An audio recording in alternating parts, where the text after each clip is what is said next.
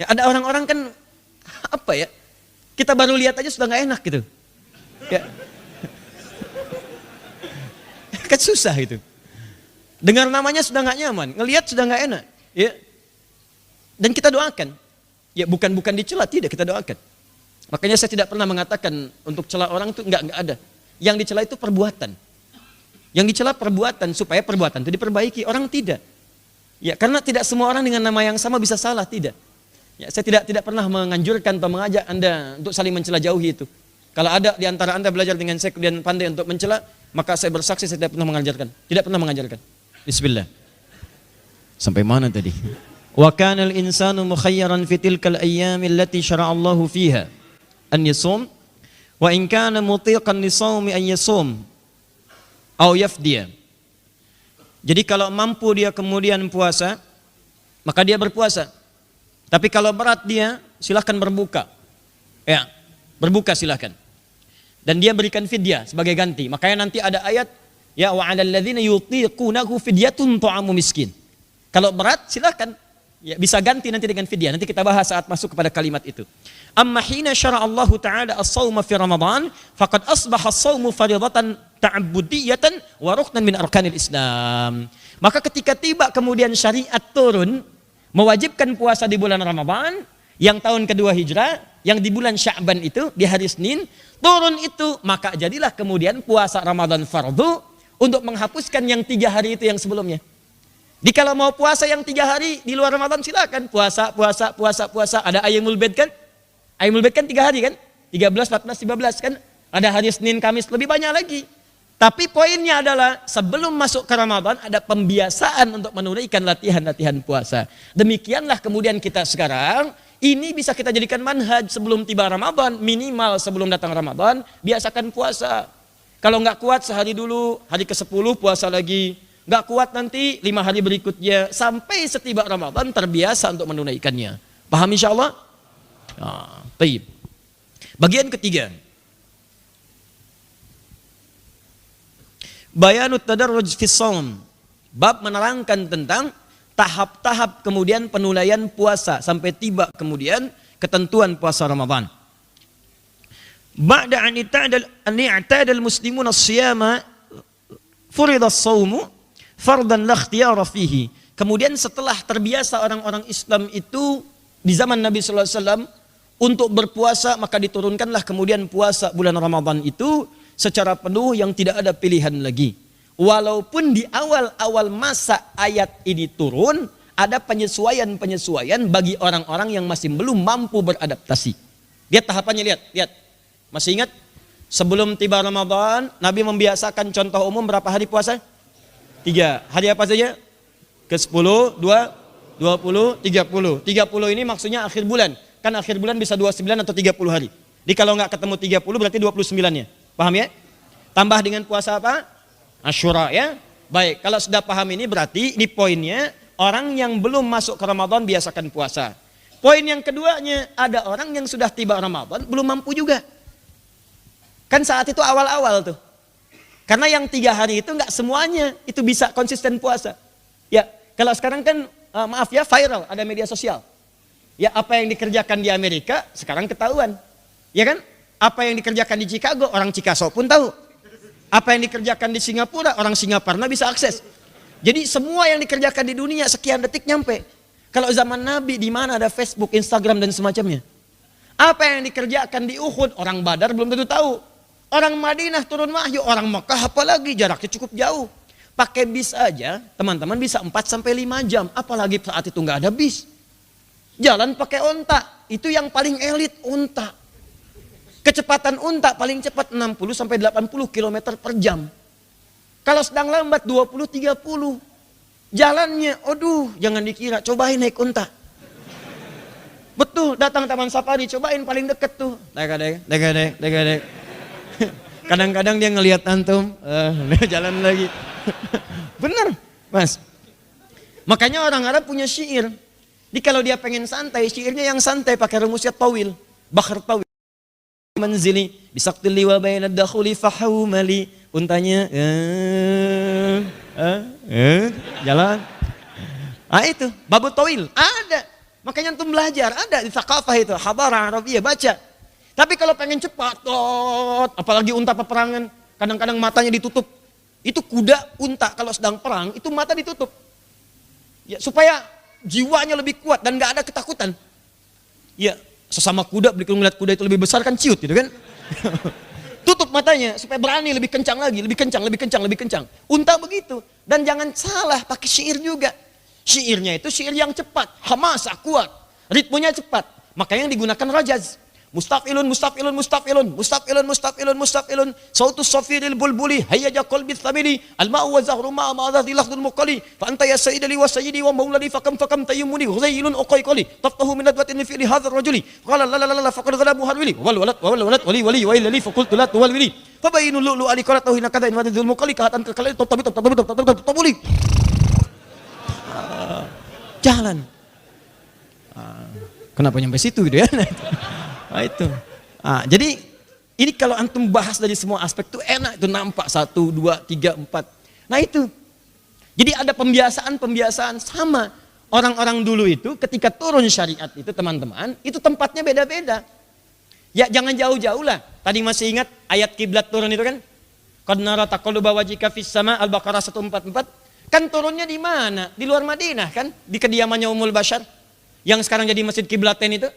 Dulu itu area luar Madinah. Madinah itu dulu cuman searea Masjid Nabawi sekarang. Itu area Madinah tuh. Area Madinah tuh itu di Kuba nggak masuk area Madinah. Masjid Kiblatain nggak masuk. Sekarang diperluas. Jadi waktu turun ayat itu qad nara taqalluba yang di Masjid Kiblatain sekarang, itu orang-orang yang di Masjid Nabawi nggak tahu. Makanya ketika kesana dikabarin, kami tadi turun kiblat baru, sholatnya menghadap ke Masjidil Haram. Yang sana nggak tahu. Maka bertanya kepada Rasulullah, ya Rasulullah status kami bagaimana? Sholat yang tadi, maka turun ayat, wa makanallahu liyudhi'a imanakum. Allah nggak akan menyia-nyiakan sholat yang mereka kerjakan karena iman. Dituliskan pahalanya walaupun menghadap pada kiblat yang beda pada saat itu, karena ketidaktahuannya.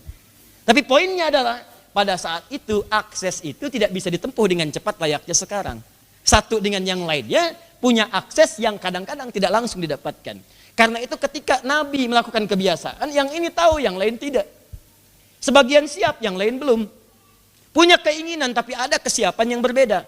Karena itulah ada orang-orang tertentu yang pada saat itu, belum punya juga kebiasaan yang kuat untuk menunaikan puasa pada satu sekaligus dalam 30 hari selama sebulan. Atau 29 sampai dengan 30 hari. Maka ketika mereka bertanya pada Rasulullah, ya Rasulullah bagaimana kalau orang-orang seperti ini? Yang belum siap, apakah berdosa pada saat itu? Maka teruskan ayatnya. Faman kana minkum marida aw ala safar fa'iddatun min ayyamin ukhar wa 'alal ladzina yutiqunahu fidyatun ta'amu miskin. Faman tatawwa khairan fahuwa khairul wa an tasumu khairul lakum in kuntum ta'lamun. Turun sekaligus. Jadi bertanyanya pada yang tidak kuat, jawaban ayatnya turun lengkap. Ini menandakan manhaj dalam menjawab. Jadi kalau ada orang tanya satu pertanyaan, tapi jawabannya bisa berkaitan dengan aspek lain, terangkan sampai ke titik paling ujung sehingga dia tidak bertanya lagi. Paham?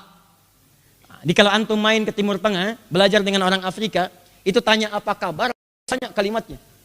Kaifahalu, kaifahalu ummuk, kaifahalu abik, kaifahalu ukhtuk, kaifahalu akhik, dan seterusnya.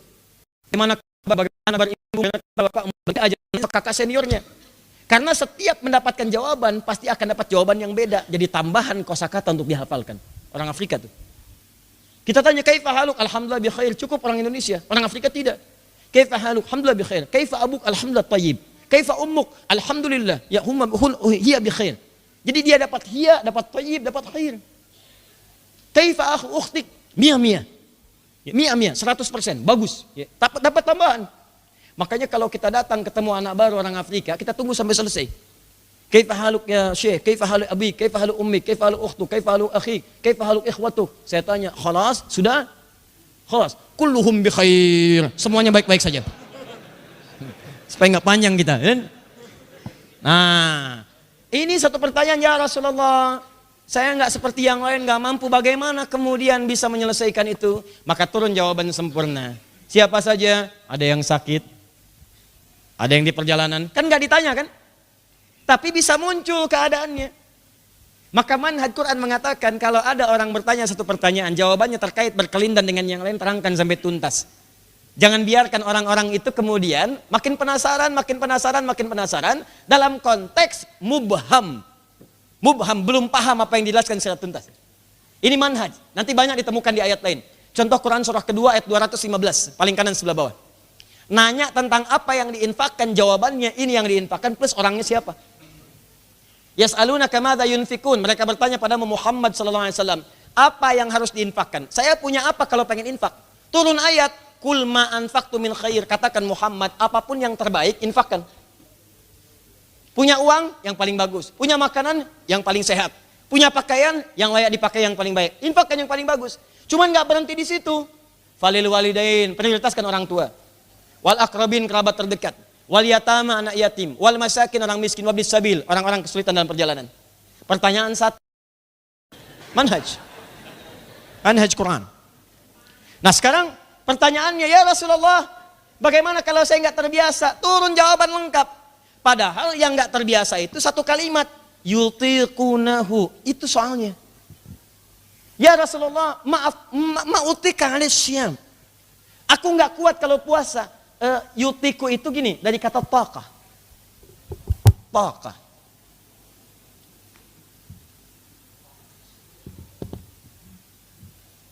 Ini ada yang mengartikan kekuatan, ada yang mengartikan asalnya yaqah.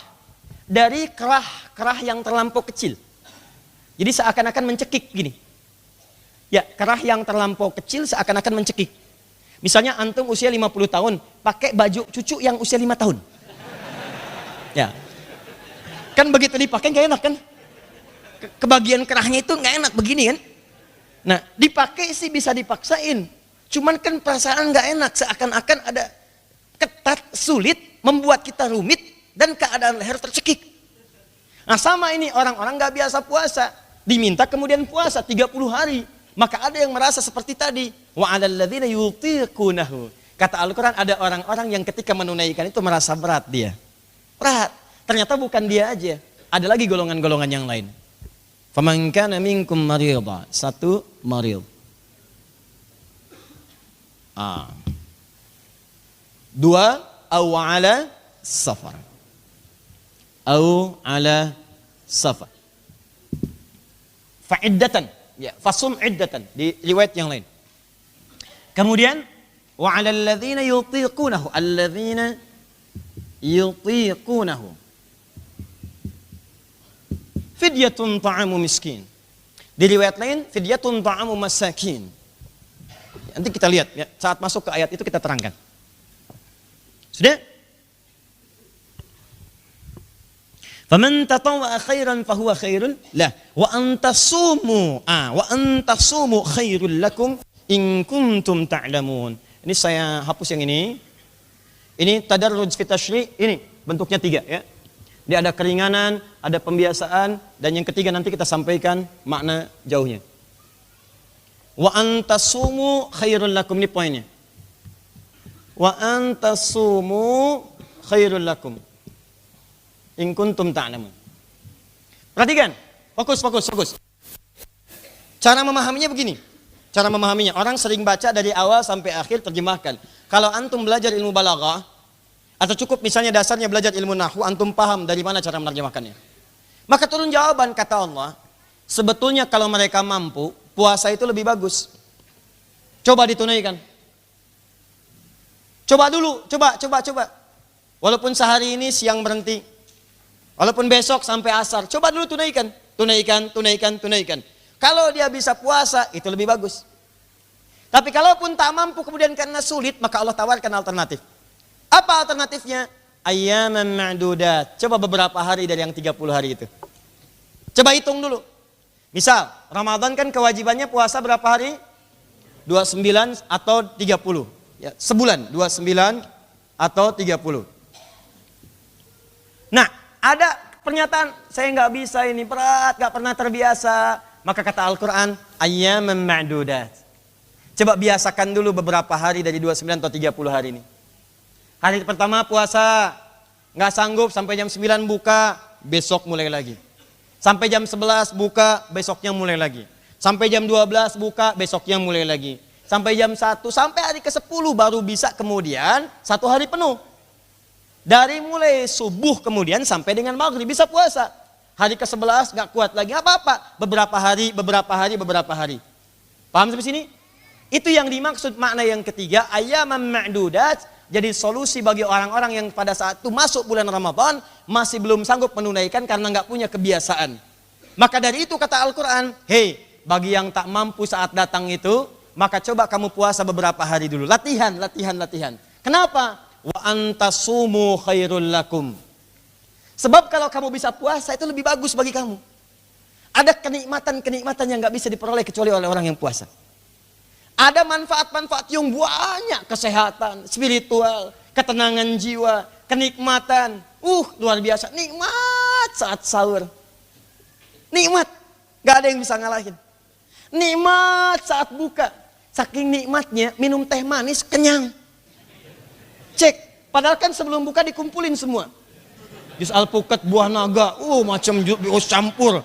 Tuh, timun. Ya. Petis. Dulu begitu. Anak-anak tahun 80-90 bala-bala tuh. Ya. Udah bala-bala, runtah ngabala gitu kan. Banyak. Dikumpulin tuh. Tapi begitu minum teh manis, kenyang. Coba cek silahkan. Simpen-simpen, pulang tarawih gak dimakan juga, nyampe sahur ada lagi. Itu tuh yang begitu cuman Ramadan. Pokoknya rindu deh antum deh. Demi Allah saya katakan rindu nunggu-nunggu itu. Azan ditunggu-tunggu kan? Tunggu-tunggu tuh. Baru selesai sahur, udah nyari jadwal buka. Tuh coba lihat. Cuman Ramadan tuh kenikmatannya gak ditemukan tuh yang seperti itu. Imam tarawih malam ini siapa ya? Tuh, si Fulan, semangat saya. Kenapa? Ayatnya pendek. Coba, ayo siapa yang pernah kabur dari masjid saat ayatnya panjang? Cuman Ramadan. Itu nunggu yang begitu tuh susah gitu. Ya, jadi ada kenikmatan yang gak bisa ditemukan di waktu lain. Ramadan. Luar biasa. Nanti insya Allah saat Ramadan di sini kita akan lebih dekat dengan Quran. At-Taisir akan diterapkan. Masya Allah. Kita nanti siarkan supaya di tempat-tempat lain bisa mengikuti juga. Ya ada semangat yang nanti pekan depan saya bagikan insya Allah. Tolong diingatkan nanti kurikulum nabinya kita bagikan.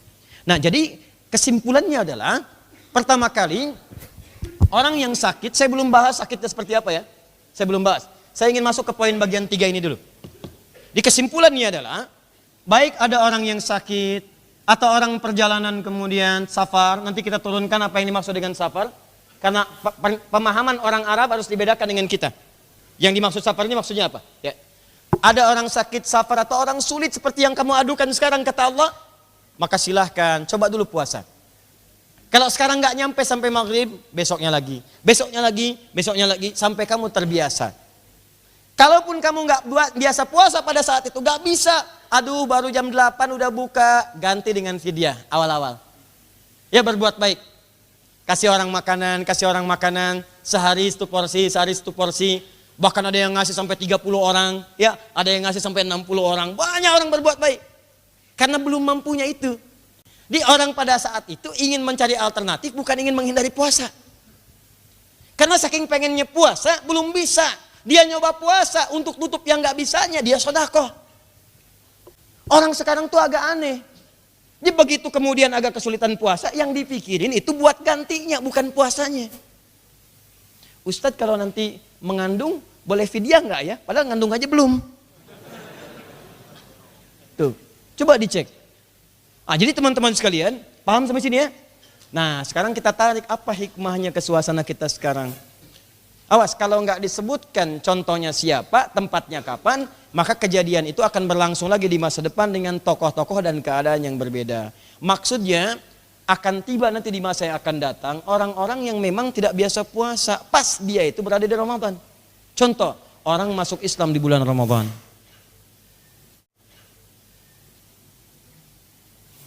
Jangan lihat Indonesia saja. Banyak orang-orang ikutan di Eropa, di Amerika, nyoba-nyoba puasa, bis itu keenakan, nikmat, tiba-tiba syahadat. Syahadu an la ilaha illallah, syahadu anna Muhammad Rasulullah. Lihat yang di Auckland nih, kita doakan sama-sama insyaAllah. Ya kita tidak tahu bagaimana kejadian-kejadian Allah punya hikmah di dalamnya. Ya, insya Allah yang sudah wafat sesuai ajalnya, masya Allah syahid insya Allah, hari baik, hari Jumat, insya Allah. di masjid. Anda bayangkan, sedang Jumatan, bertemu hari baik, tempat terbaik, perbuatan baik. Kurang apa lagi? Di Hidayat belum jelas wafatnya di mana, gitu. Tempatnya di mana, harinya apa. Ini hari Jumat, Anda bayangkan. Hari Jumat di tempat yang paling baik di masjid, kemudian juga dalam ibadah yang baik Jumatan, wafat di situ, syahid. Insya Allah. Ya, insya Allah sepanjang dia beriman dan mendekat kepada Allah Subhanahu wa taala. Insya Allah. Tapi dia punya amalan itu, bayangkan wafatnya masih punya amalan. Apa amalannya? Menghidupkan syiar Islam di lingkungan dia tinggal. Bukankah setelah mereka wafat berbondong-bondong orang mengenal Islam? Enggak cuma 1-2 orang, se-New Zealand. Azan dikumandangkan yang enggak pernah dikumandangkan setingkat nasional. Senegeri itu dikumandangkan pada satu Jumatan. PM-nya Perdana Menterinya ikutan Jumat dengerin. Hari Jumat itu perempuan tuh berkerudung, New Zealand dihimbau berkerudung, datang sukarela itu. Sukarela, suka dan rela itu kan. Dia suka dan rela dipakaikan sampai saya di WA oleh teman-teman di telepon. Kami ini hampir tiap waktu komunikasi dengan teman-teman. Bagaimana perkembangan? Ustadz, Masya Allah, ini sampai kekurangan stok kerudung. Anda bayangkan. Jadi saya mau ngasih tahu akhwat-akhwat yang belum pakai jilbab, mohon maaf ya. Itu di negeri sana, saking pengen pakai jilbabnya, belum beriman pengen pakai jilbab. Ini Anda dikasih iman oleh Allah, kenapa itu nggak dipakai? Jangan bikin kaget malaikat ah. Ya. Bikin kaget, hidup gak pakai kerudung, meninggal pengen dikerudungin. Kan malaikat juga heran. Bukankah kain kafan perempuan beda dengan laki-laki? Kain kafan perempuan ada tambahan satu untuk kerudungnya. Dipakaikan kerudung. Hati-hati, Anda yang tidak pernah berkerudung saat wafat akan dikerudungi itu. Begitu Anda ditanya, wah kamu siapa? Kata malaikat. Saya fulana. Kamu hidup gak pakai kerudung, kenapa sekarang berkerudung? Man rabbuka? Siapa Tuhanmu? Jilbab. Huh? Pah. Coba. Ayo istighfar. Perbaiki diri. Lebih baik. Wafat. Ya Allah saya katakan wafat. Meninggal. Wafat nanti. Sama. Kita wafat pasti pulang. Apa yang antum bawa? Berdoa. Dan kalau berdoa itu minta akhirat, jangan cuma minta dunia. Buat apa sih dunia? Makamlah. Dunia itu dikasih, jelas kok. Rizki jelas, tinggal nyari. Bedanya cuma status, apa yang mau dibanggakan status? Direktur dengan tukang parkir sama aja, rizkinya sama dapat juga. Terus apa yang mau dibanggakan? Antum tuh pernah gak sih keluar keliling sebelum subuh jam 4, jam 3, setengah 3? Saya dulu masa-masanya itu suka keliling tuh setengah 3, pakai motor kemana, sampai ke bulak kapal, kemana jalan. Masya Allah. Pernah nggak lihat orang untuk mendapatkan yang halal itu, ahli-ahli surga, dorong, gorengan, macam-macam, ada yang jualan nasi goreng, ada yang tukang sapu jalan, antum tuh kan keluar cuma niat bersih aja. Orang-orang itu tuh sebelum subuh nyapu. Ada yang habis sholat, ada yang baca Quran dulu. Ya, dorong, tukang mie, tukang macam-macam, pulang-pulang itu. Ngejar subuhan, disimpan. Kadang-kadang orang cuma iseng deh. Bang, mogok ya? Enggak, kok didorong? Ini orang kenapa ya? Ada kerjaan. Coba lihat orang-orang seperti itu. Dia ngejar yang halal gitu. Di sudut lain ada orang cuma nyari status dan korupsi lagi ngapain? Ya, nyari miliaran dipakai juga enggak, dimakan juga enggak. Terus Allah sayang. Dipesantrenin, suka miskin dan yang lain. Supaya berpikir ada yang salah, perbaiki. Mungkin juga ada yang tidak salah supaya menajamkan nilai-nilai kebaikan. Kamu terlalu sibuk, sini dulu deh, biar fokus. Ya, Masya Allah, Buya Hamka pernah masuk. Apakah salah? Tidak. Tapi ternyata hikmahnya Allah meminta beliau mengarang tafsir. Nabi Yusuf salah? Tidak. Hikmahnya mendakwahi orang-orang di dalamnya. Untuk menyiapkan kekuatan di masa yang akan datang ketika beliau jadi pejabat. Ada. Itu luar biasa gitu. Dihadapi aja teman-teman, hadapi. Ya, jadi semua apa yang kita kerjakan, kalau Allah sudah katakan halal, halal. Antum mau jadi apa? Cari yang halal. Kalau bisa mendapat yang halal, ngapain nyari yang haram? Ngapain? Tapi kan yang belum jelas surganya, antum mau surga mana? Terus antum mengatakan Firdaus, apa amalannya? Bangga mengatakan ringan, Firdaus, apa amalan antum? Antum tuh cuma ringan di lisan aja. Firdaus, surga, amalan anda apa? Lihat mata anda di cermin yang penuh dengan dosa. Tatap wajah anda yang penuh dengan dosa. Tatap lisan kita yang banyak maksiat. Tatap tangan kita yang pernah berbuat buruk. Tatap kaki kita yang melangkah pada maksiat. Apakah layak antum jadi ahli surga? Kenapa anda begitu ringan meminta kepada Allah Firdaus? Sementara Anda tidak buktikan dengan ikhtiar. Dan itu baru Anda, belum anak Anda. Apa Anda ridha masuk surga sementara anak-anak Anda berteriak masuk neraka? Tolong saya, tolong saya. Yauma yafirrul mar'u min akhi wa ummihi wa abi wa sahibatihi wa bani likulli imri'in minhum yauma idzin sya'nu yughni. Akan tiba satu masa semua orang sudah enggak peduli. Pengen saya. Lupa dengan anak, lupa dengan suami, lupa dengan istri, lupa dengan ibu, lupa dengan ayah. Dan mereka teriak minta tolong, tolong saya, tolong saya. Apa yang Anda bisa kerjakan? Karena itu Anda usaha. Ayo berubah.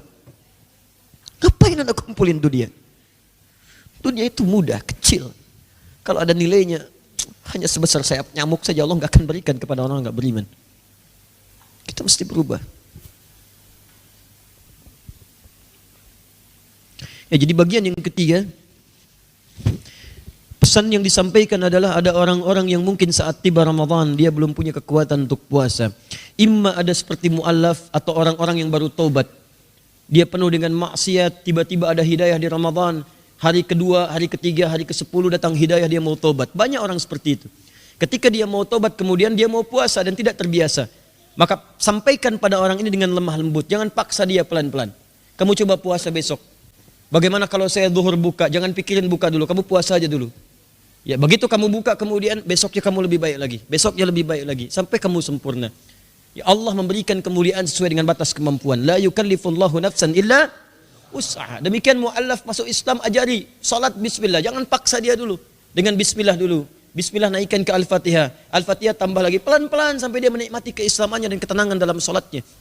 Jangan takut-takuti dia. Kalau kamu nggak bisa salat besok neraka kamu. Apa yang untuk mendapatkan? Pelan-pelan. Jadi hikmah ketiga dari kalimat ayyaman ma'dudat memberikan pesan bagi orang-orang yang saat tiba Ramadan tidak ada kemampuan untuk berpuasa karena tidak punya kebiasaan, maka kata Allah, ayo kamu coba puasa beberapa hari. Biasakan sampai kamu mampu. Setiap kamu berbuka, coba kamu berbuat baik pada orang lain supaya mendapati kenikmatan Ramadannya. Misal, ada mu'allaf baru masuk Islam atau ada orang tobat kemudian dia nggak biasa puasa, baru datang dia puasa. Saat duhur buka misalnya, karena tak sanggup dia, karena nggak punya kebiasaan, maka ganti dulu dengan sedekah. Yuk kasih orang lain makan, supaya punya kenikmatan.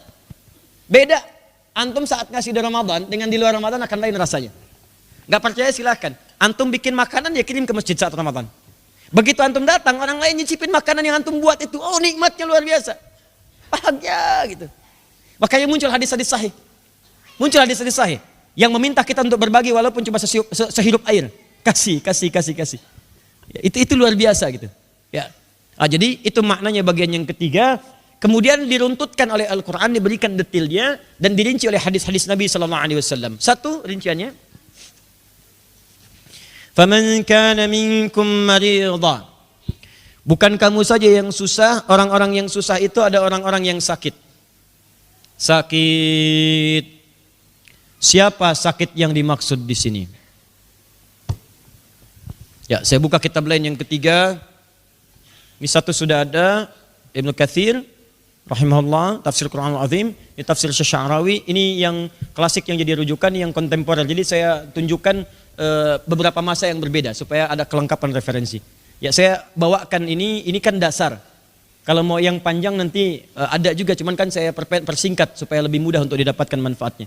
Ada Al-Qurtubi nanti ya, ada juga nanti Mafatihul Ghaib, ada nanti tafsir Al-Khazin, ada nanti tafsir Al-Baghawi misalnya, ada nanti tafsir Al-Maraghi misalnya, aspek sosialnya dan lain-lain sebagainya. Ya, ini kita ambil yang ringan-ringannya. Ini Al-Kasyaf sering jadi rujukan dalam faktor kebahasaan, karena Az-Zamakhsyari ini dia pakar bidang bahasa. Ya, walaupun pemikirannya dalam akidah ini jangan terlalu diikuti, karena ini termasuk dalam i'tizal, Mu'tazilah, ya tokoh Mu'tazilah, ya tapi dia dekat sekali ya pada Sunni, artinya nilai keislamannya kuat sebetulnya. Cuman karena pemikirannya di satu hal, ya maka sebagian ulama kemudian sebagian besar, hampir semua mengatakan jauhi pemikiran-pemikiran Mu'tazilahnya, tapi pemikiran tafsirnya silahkan ambil sepanjang dia berkesesuaian dengan nilai-nilai tafsir yang lainnya. Jelas ya? Baik. Ini pakar bahasa ini. Imam Al-Ghazali pernah mengirimkan putrinya untuk menikah dengan imam ini, ya Zamakhsyari, supaya dia kembali ya pada nilai-nilai sunni yang baik. Maka kemudian dinikahkan dengan itu. Ya, tapi kuat pemikiran ini. Tapi ini saking alimnya orang ini, beliau disebut dengan jarullah, tetangganya Allah, karena memilih untuk itikaf di samping Ka'bah.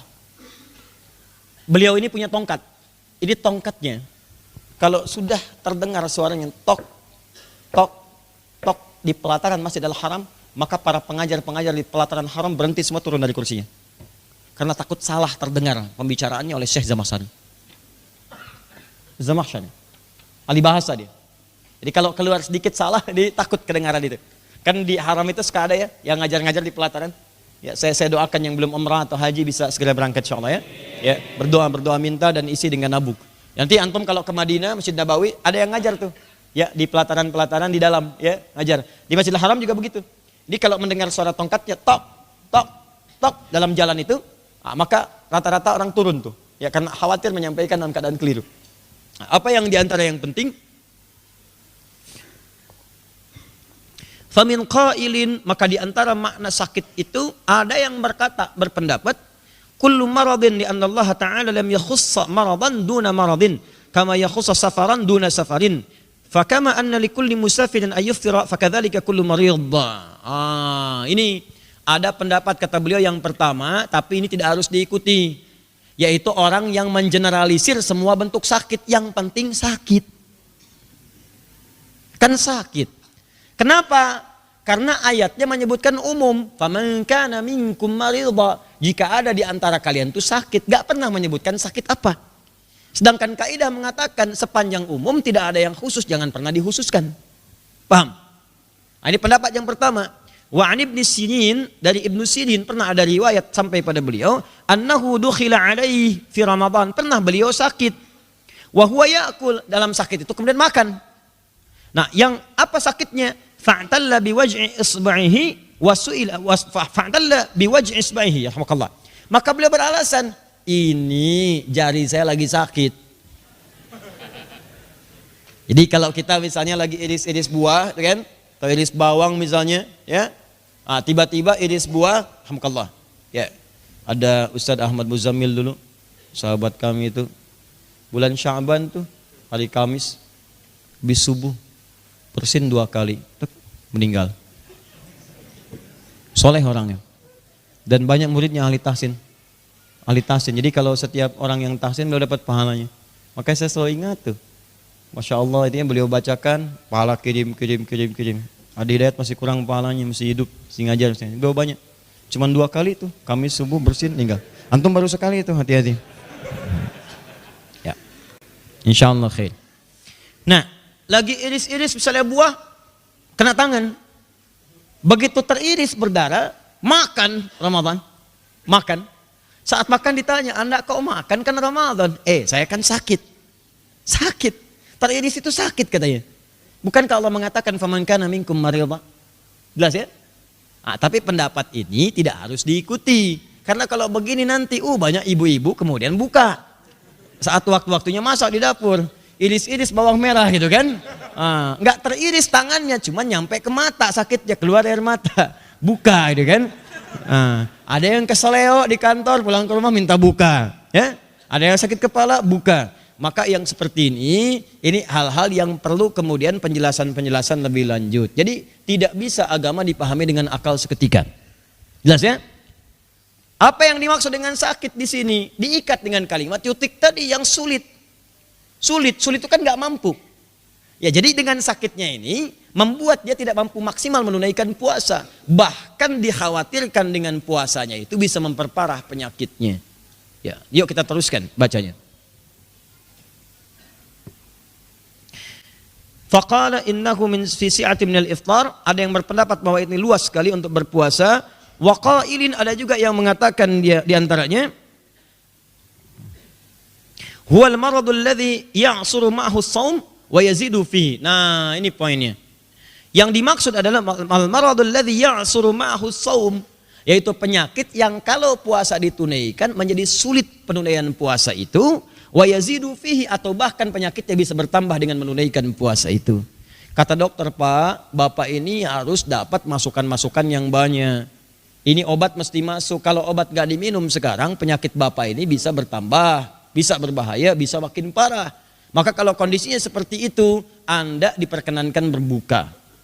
Bahkan kalau dengan puasa bisa berdampak darurat atau madarat, bukan darurat, madarat ya, bahaya bagi fisik Anda, maka wajib hukumnya buka.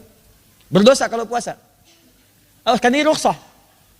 Rukhsah ini hadiah, pemberian. Saya ngasih hadiah ke antum, begitu saya kasih hadiah, senang nggak? Senang. Allah kasih hadiah ke antum, kenapa antum nggak senang? Jadi kalau sepanjang Allah kasih hadiah, ambil. Jelas ya? Jadi jangan merasa kecil kalau tak mampu puasa karena sakit, maka dengan itu boleh antum berbuka. Jelas sampai sini? Nah, nanti ketentuannya saat sembuh silahkan ganti. Makanya diteruskan. Faman kana minkum maridha aw ala safar fa'iddatun min ayamin ukhra. Fa'iddah, maka cepat hitung berapa hari enggak puasanya. Hitung. Misal hari ini sakit nih, sakit gak bisa puasa, sulit, bisa tambah parah penyakit. Hitung hari ini saya buka. Nanti ganti, qadha kemudian hari. Jelas?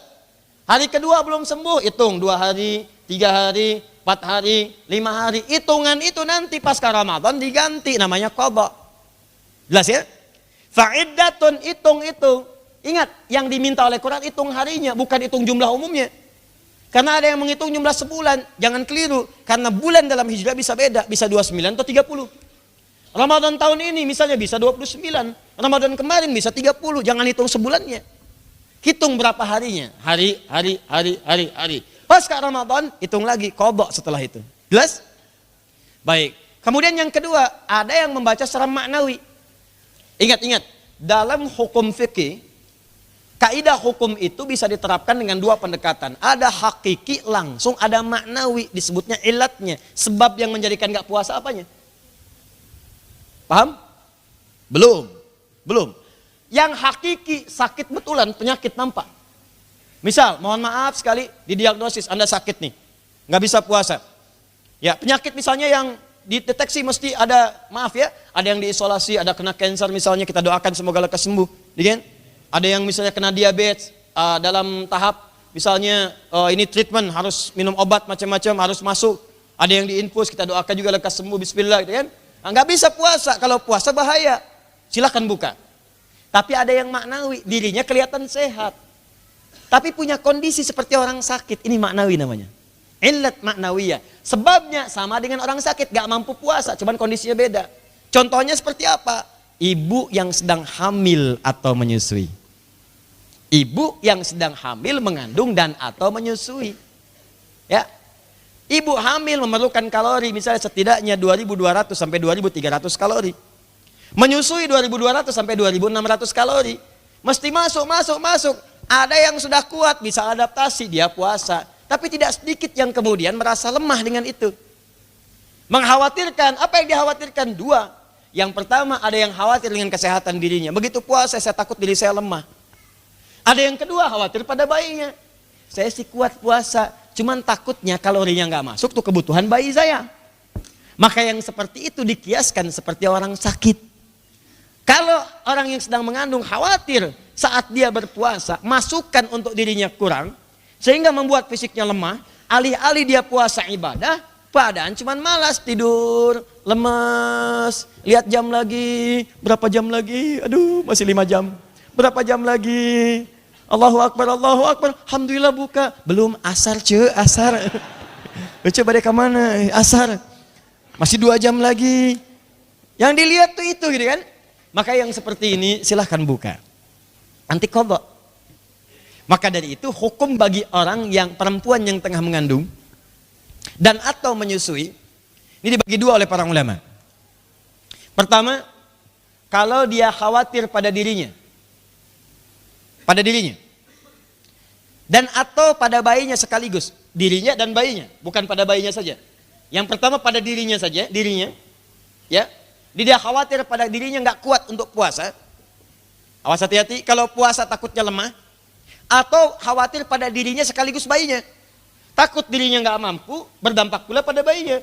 Maka yang seperti ini sepakat para ulama nggak ada perselisihan. Kata Ibnu Qudamah dalam kitabnya Al-Mughni nggak ada perselisihan. Apa solusinya? Buka di luar Ramadan qadha. Jelas? Buka di luar Ramadan qadha. Silakan berlatih. Berlatih. Tapi kalau kemudian dia khawatir pada bayinya saja. Terkhusus bagi yang menyusui. Kalau yang ibu hamil jarang begitu, ya. Ibu hamil itu utamanya pada dirinya, pada pribadinya. Pasti ke bawah. Tapi kalau ibu yang menyusui khawatir ke bayi biasanya. Takut ASI-nya nggak cukup, arahannya ke bayi. Nah, kalau yang ke bayi ini ada perbedaan pendapat sampai ke 3 bagian. Pendapat pertama, dia wajib qadha saja. Qadha saja, ganti puasa. Pendapat kedua, di Syafi'iyah mengatakan wajib qadha sekaligus fidyah. Qadha dan fidyah. Kenapa qadha dan fidyah? Keterangan ulama Syafi'iyah, sebetulnya dia mampu puasa, cuman nggak puasa pada saat itu. Maka dia qadha. Kenapa dia fidyah ketidakmampuannya? Karena bayi yang sedang disusui, bukan karena dirinya. Jadi bukan ilat pribadinya, karena ada faktor lain yang menyebabkan dia tidak puasa. Sebetulnya mampu, tapi karena yang lain nggak puasa, maka dia qadha, ya, karena nggak puasanya dan karena faktor lainnya dia fidyah. Itu pendapat Asy-Syafi'iyah. Yang ketiga mengatakan cukup pilih di antara 2 itu. Yang ketiga mengatakan fidyah.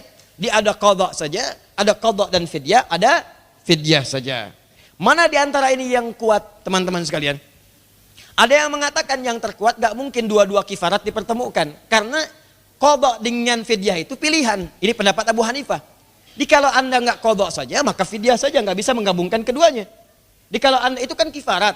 Kalau tidak qadha, maka fidyah. Kapan qadha, kapan fidyah? Ini posisi qadha, ini posisi fidyah. Di anda pilih qadha atau fidyah. Itu pendapatnya Abu Hanifah. Di antara qadha atau fidyah ini diutamakan yang qadha. Karena ada kalimat dalam Al-Quran, wa antasumu khairul lakum. Puasa lebih bagus. Jadi kalau sepanjang mampu puasa, dahulukan puasanya dibandingkan fidyahnya. Paham? Tapi kalau anda ingin kehati-hatian misalnya, silahkan saja. Qadha tambahkan dengan fidyah, ini sah. Karena ini ijtihad dari para ulama. Fidyah dengan qadha ini disatukan, menggabungkan 2 makna ayat tadi. Orang yang wa'alal ladzina yutiqunahu, dia itu nggak sanggup puasa, maka dia fidyah. Sedangkan maridhan atau ala safarin kadang sanggup puasa.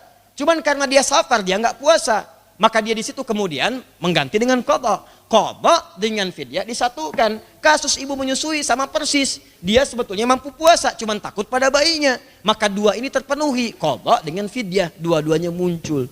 Jadi kalau antum ingin memilih di antara 2 ini, dahulukan qadha. Tapi kalau ingin menyatukan dan mampu, silahkan saja. La haraj, no worries. Tidak ada kekhawatiran di dalamnya. Paham? Halo? Paham? Baik. Jadi kalau pendapat ulama dalilnya sama dan sama-sama kuat, itu pilihan, gak usah diperdebatkan. Jelas ya? Paham? 1. Faman kana minkum maridhan. Ingat. Faman kana, man kana itu adalah kondisi yang tidak biasa. Jadi bukan dibuat-buat.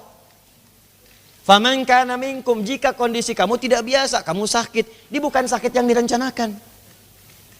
Ya Allah, kalau engkau berkenan jadikan aku Ramadan sakit. Wah, itu memaksa.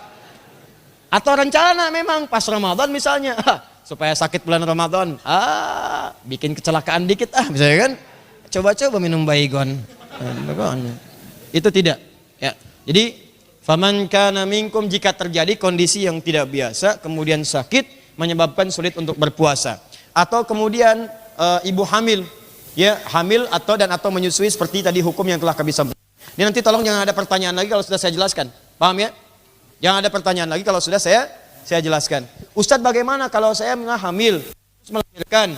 Saya lagi menyusui, hamil lagi misalnya kan? Kondisi seperti itu, seperti apa solusinya? Sama jawaban dengan yang tadi. Paham? Dahulukan puasa untuk qadha, kemudian upayakan maksimal. Kalau memang diponis tidak punya kemampuan, maka dorong dengan fidyah. Jelas? Allah Ta'ala alam bisawab. Aw ala safar. Sabar pelan-pelan. Atau engkau dalam perjalanan. Perjalanannya disebut oleh Al-Quran dengan nama safar. Ingat, ada zahab, ada safar. Ana ghadan sa'adzab ila Jakarta. Besok saya mau ke Jakarta. Ana ghadan sa'usafir ila Malang. Besok saya mau safar ke Malang. Kebayang gak? Ghadan ana sa'usafir ila BSD. Ayu BSD? BSD yang mana? Tambun, Bekasi sonoan dikit. Misalnya, ana adzab ila BSD. Wa ghadan ana usafir ila BSD thumma ila Menes. Saya pergi ke BSD Serpong kemudian ke Menes, Banten sebelah sana. Ya, perhatikan kalimat saya. Ada azhab, ada safar, beda. Ghadan ana azhab ila Lebak Bulus. Wa ghadan ana musafir ila Papua. Jelas? Ada perbedaan ya? Maka kalimat Al-Quran ketika mengatakan dalam perjalanan, pertama, fokus.